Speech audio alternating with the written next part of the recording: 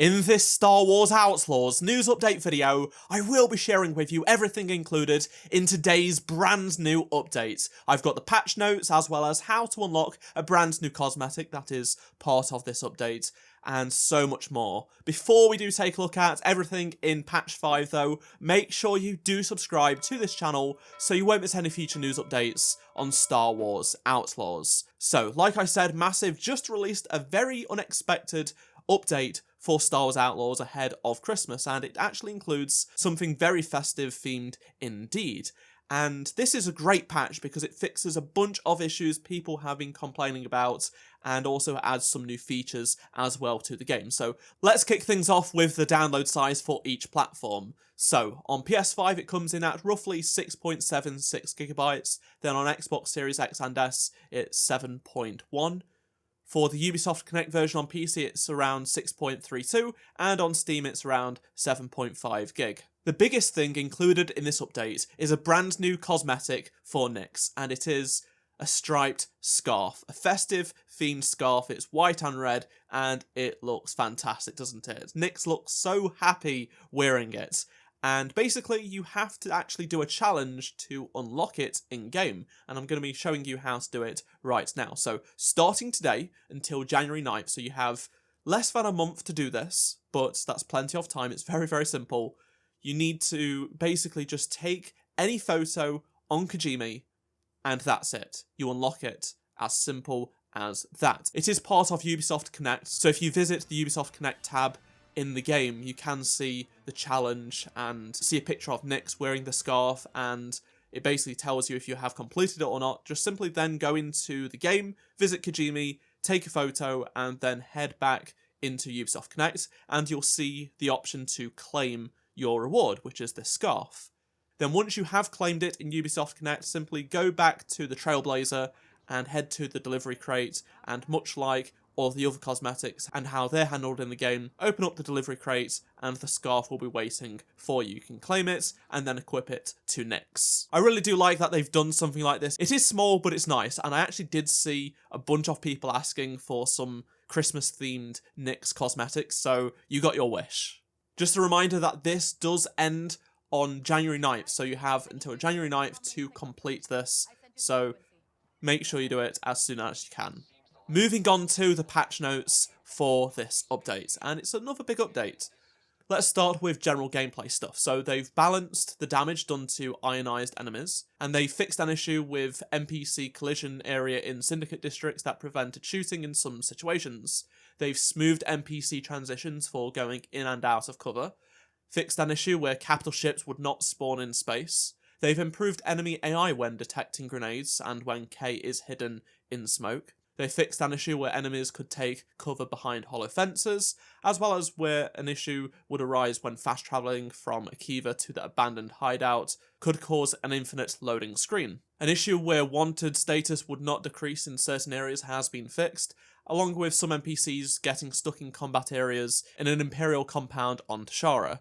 And they've also fixed an issue where visual effects would impact the entire screen when shooting outdoors from an indoors location. In terms of performance, they have fixed an issue that would cause frame rate drops when aiming the camera straight down with RTX DI enabled. Now, many people actually had a bunch of issues when you weren't necessarily looking straight down, specifically in places on Akiva, some very specific locations, and I'm happy to share that these have been fixed. Many people are very happy. They've posted to the subreddit saying where performance was lost in certain areas, they've been fixed, and I also revisited one of the areas that I was having issues with.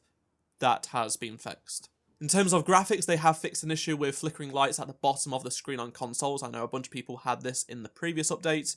That's where it stemmed from. That has now been resolved. In terms of the UI HUD and settings, they've updated the options for frame generation and DLSS. Here's what it looks like now in the game as opposed to before. They have improved detection when in the combat state, and fixed an issue where item descriptions would not show in the loadout menu, as well as where intention icons no longer appeared above NPCs. The last update created a few bugs with the audio, so those have now been fixed. Specifically, they've lowered Nix's footsteps volume, which people were complaining about, so people will be happy to hear that, no pun intended. They've also fixed combat music not playing in Syndicate territories in cities, as well as fixed missing contract voiceovers. They've improved the music playback in the High Roller quest, and improved the Flyer Creature Foley playback, and improved voiceover loudness issues on localized versions of the game. In terms of cinematics, they've improved the Deal cinematic in Wildcard, and fixed an issue where characters could get stuck in a T-pose during the saac tournament in Wildcard. They fixed an issue where Kay's head would face a different direction than the camera, and under World's Fauna and Flora, they've improved the takeoff animation of the Aglis flyer on Tashara, and added additional flea animation and audio to scurries on Tatooine. They've also fixed an issue with terrain blending on Tatooine as well. As for photo mode, they have enabled the ability to toggle the cinematic lens effect, and you can also turn off the various cinematic effects as well individually.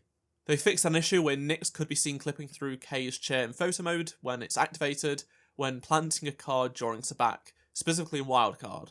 In terms of accessibility, the narration on the screen map now reads distance to points of interest, and they fixed a bunch of issues, so where in-game objects would not change colour when switching between colourblind presets, and where simple numerals in saac would not show correctly. There was also an issue where swapping a button for on foot would change it for the Speeder and Trailblazer. That's been resolved, as well as an issue where Gadget's wheel could not be opened after switching the input to toggle, and also various high contrast mode bugs and inconsistencies. Specific saac fixes now, so they fixed an issue where leaving a saac game if an enemy is playing the embargo or direct transaction could prevent continued play at the table, and an issue where Kay's left hand would suddenly disappear whilst auto success was enabled when using the magnetic dice. They've also fixed an issue where suspicion states were not registering correctly when caught cheating, as well as where sound effects would play or trigger at incorrect moments. NPC's clothing clipping has been resolved, along with some objects that were randomly floating.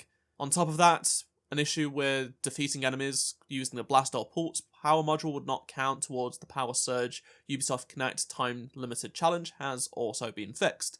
Now for specific PS5 Pro fixes. So, many people had a bunch of issues with the game on PS5 Pro. The team have not been able to fix the foliage flickering on PS5 Pro in this update, unfortunately, but they are currently investigating it still and will have a fix as soon as they can. What they have done on the PS5 Pro this time, though, is bring back the 3 base PS5 options in the settings menu, so quality, performance, and balanced, if you wish to use them. So previously, you only basically had one setting, which was quality 60 frames per second. You now have the ability to go between quality, performance, and 40 FPS. So it's all back there. If you have a preference, you can now have those options. So I'm glad they've given the player freedom to choose which they want. They've also added an upscaler type toggle, allowing you to switch between PSSR or FSR. It's up to you, so that's good as well. They've also fixed a long list of issues with quests and various missions. Due to spoilers, I'm not going to be getting into them because I know people still haven't completed the game. They are taking their time and doing it very, very well, so I'm not going to spoil any of the fixes, but if you do have a specific fix that you are looking for, just be sure to check out the full patch notes using the link down below in the description. Going back to photo mode now, and I just wanted to let you know that they are running a very awesome photo mode contest. So from now until January 5th, if you take a photo within photo mode, you can actually enter it to potentially win a very awesome prize. So there will be 10 winners of a Star Wars Outlaws Steelbook, a Nix plushie, and a Star Wars Outlaws custom Xbox Elite wireless controller. There'll be more details on how to enter and submit your stuff down in the description below. So I also wanted to share an update regarding an issue that they are still investigating, specifically on the PC side of things. So cloud players on Amazon Luna and GeForce Now have had issues like crashing when entering like Miragana City, for example. They are still investigating this and will have a fix out as soon as possible. I'm going to guess this will be the final update for Star Wars Outlaws in 2024 because it's just before Christmas and developers will be taking some time off before coming back in early 2025. So that probably will do it for Star Wars Outlaws for this year, I think. But I am very much looking forward to next year because, again, there will be updates to fix outstanding bugs that do need resolving. And then, of course, we do have that DLC with Hondo coming in spring. So more information when we do get it, and I will make a video, so make sure to stay subscribed for that. I'd love to hear your thoughts on anything I've talked about in this video, so please do let me know down in the comment section below, and remember to drop a like to help support the channel. Subscribe so you don't miss any future Star Wars Outlaws news and updates, and if you did miss any of my previous videos, click on the playlist on the screen right now, and I shall see you in my next video. Goodbye.